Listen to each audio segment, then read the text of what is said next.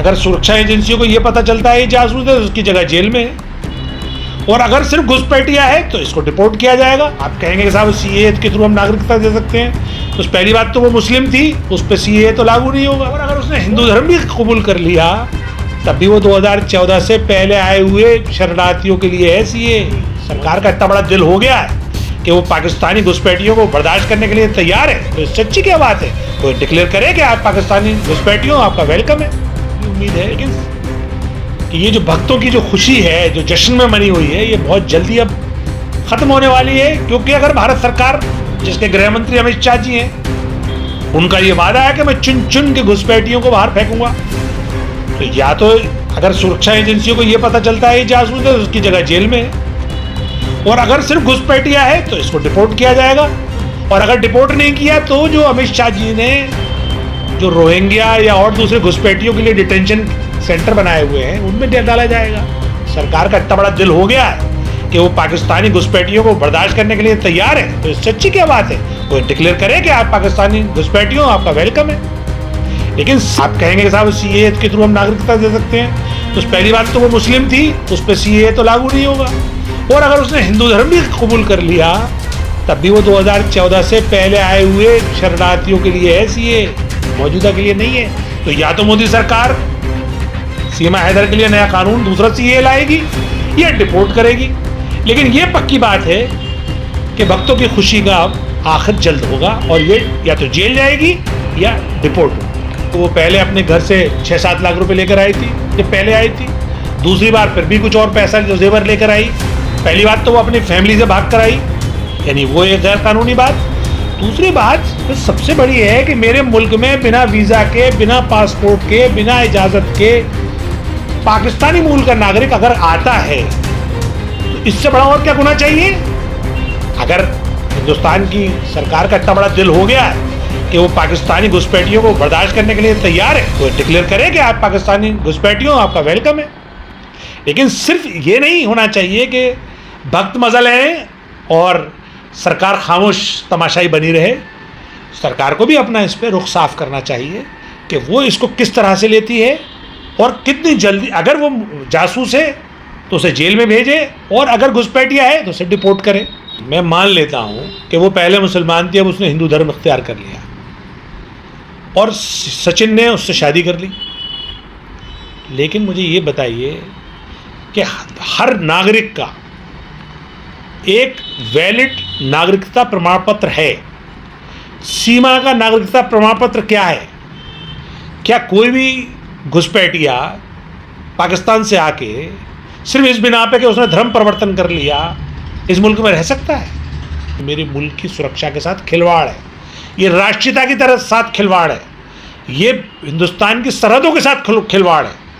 चूँकि जिस तरह का रवैया रहा है पाकिस्तान का पिछले 75 सालों में, जिस तरह से उसने घुसपैठ करके हमारे पूरे देश में अराजकता फैलाई है, क्या इसकी गारंटी कौन देगा कि अब सीमा उन अराजकता फैलाने वालों में से शामिल नहीं होगी?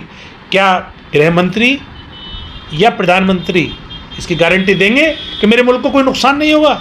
वो तो हो सकता है 2024 के बाद चली जाए सरकार, कोई दूसरी सरकार आ जाए, लेकिन ये जो गुनाह ये सरकार करेगी और आइंदा वो नुकसान नहीं पहुंचाएगी, इसकी वो गारंटी देंगे?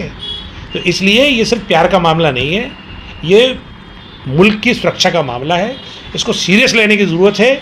ये जो कुछ बेवकूफ़ लोग जिनको हम भक्त भी कहते हैं, वो जो खुश हो रहे हैं, वो अपनी मूर्खता का या तो प्रमाण पत्र दे रहे हैं, या जो उनके अंदर जो दुर्भावना है एक धर्म विशेष के ख़िलाफ़, और उन्हें इस बात की खुशी है कि कोई मुस्लिम हिंदू हो गया और वो भी पाकिस्तान से कोई लड़की आ गई, तो ये सोच के जो उनकी हीन मानसिकता कहिए या दुर्बल भावना कहिए, ये उसका परिचय है।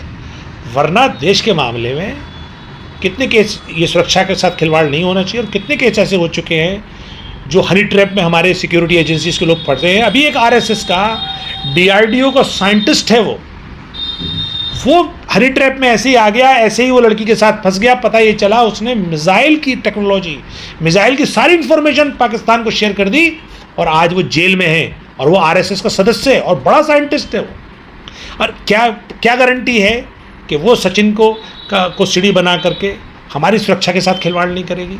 कुछ लोग इसको मानवता से भी जोड़ रहे हैं। अरे भाई आपकी मानवता वहाँ कहाँ मर जाती है जब वो, आप ये सोचिए कि वो एक के घर के 4 बच्चे लेके भागी है, तो जिसके बच्चे लेकर भागी है उसके साथ मानवता नहीं है आपकी? जिसके घर में आके रहने लगी उसके साथ तो आपको मानवता नज़र आ रही है।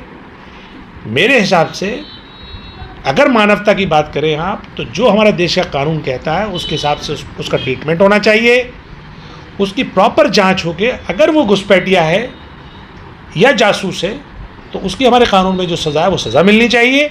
और अगर मोदी जी और अमित शाह जी अपने पाकिस्तान प्रेम में ज़्यादा उदार हैं तो उसको स्पेशल ऑर्डिनेंस ला के, आजकल तो ये सरकार ऑर्डिनेंस भी लाती है, एक ऑर्डिनेंस लिया है कि अगर कोई ऐसा 4 बच्चों को लेके कोई लड़की किसी सचिन मीणा के प्यार में फंस जाती है तो उसे मोदी सरकार अलग से नागरिकता का एक ऑर्डिनेंस ला के नागरिकता देगी।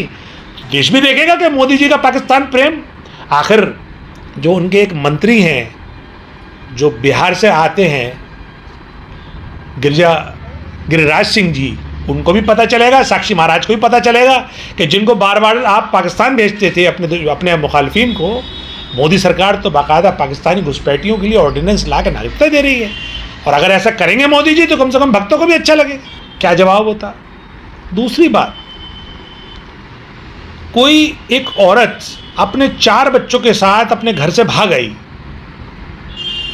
और ऑनलाइन उसे किसी लड़के से प्यार हो गया, तो इसका मतलब ये हुआ कि वो साइकिक केस भी हो सकता है।